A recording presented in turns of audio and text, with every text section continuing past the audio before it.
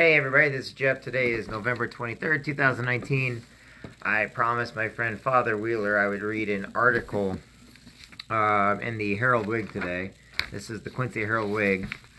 And Father Jim Wheeler, I think some of you know it. He does a lot with the military lately and with a lot of truck drivers and stuff. We've been getting him more and more active. He does a lot of the Curseals.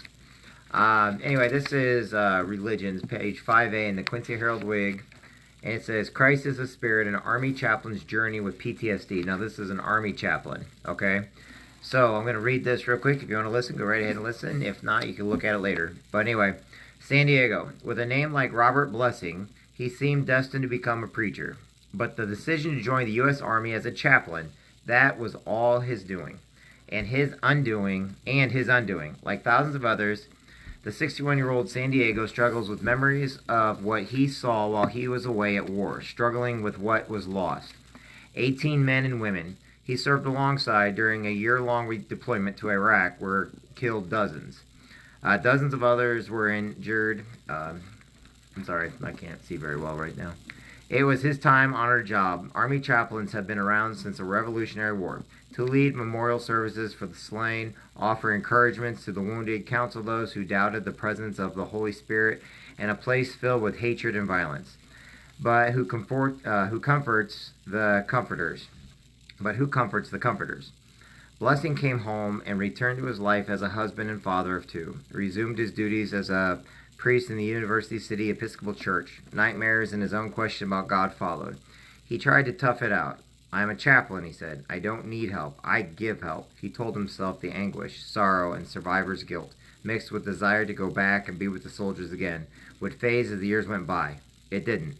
Sometimes he grew angry and irritable, took it out on those around him. He thought about killing himself. The diagnosis, post-traumatic stress disorder. In Iraq, stationed... Wait, hold on. Am I missing something? Okay. Sorry, they got this all stretched out. In Iraq, stationed at a base in southern Baghdad, Blessing went out with troops on more than 120 patrols. At 47, he was the older than most, and he thought wiser. He'd been around death before, counseling church members with terminal illness. It was almost peaceful, he said, almost holy. War was not peaceful. War was shattered bodies and missing limbs and lots of blood. I wasn't ready for what I saw, he said.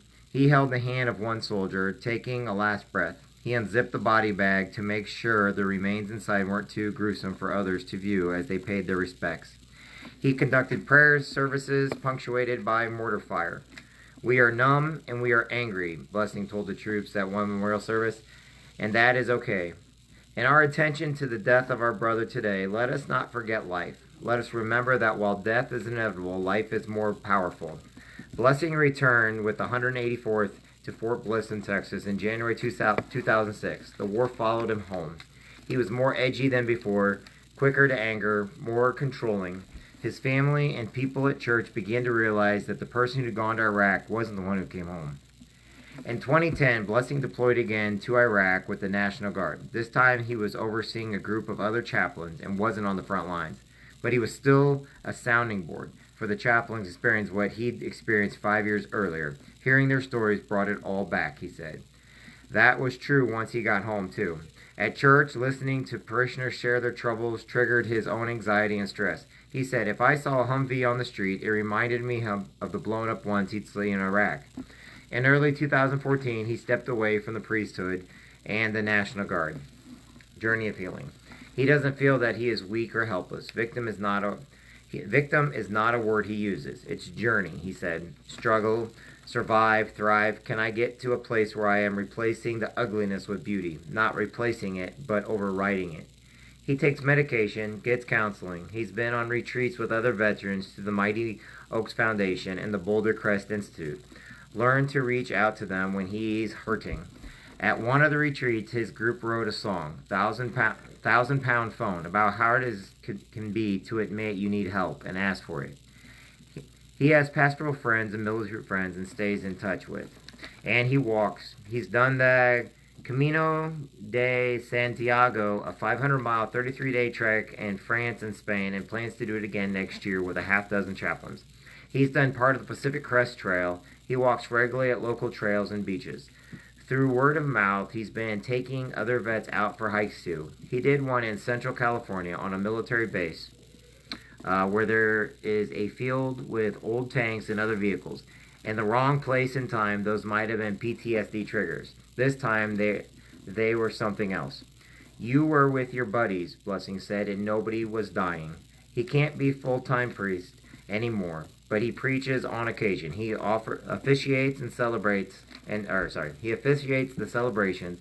He officiates the celebrations. His faith in God was tested, but it remained strong. I was too mad at God to lose my faith, he said, laughing. It's a journey, he said again, and then he thought about where he's been and where he's headed. I think I'm about halfway there, he said, halfway home. Okay, I told Father I'd read that, so I read it. And I know some people on here don't always understand military or whatnot, but hey, if you understood military, maybe we'd be a little bit farther along, right? Anyway, be kind, everybody. Hope everybody's having a great day. I gotta get supper ready for Gracie and I hope everybody's having a blessed day. Hope you guys remain great, and I'll talk to everybody soon. Bye now.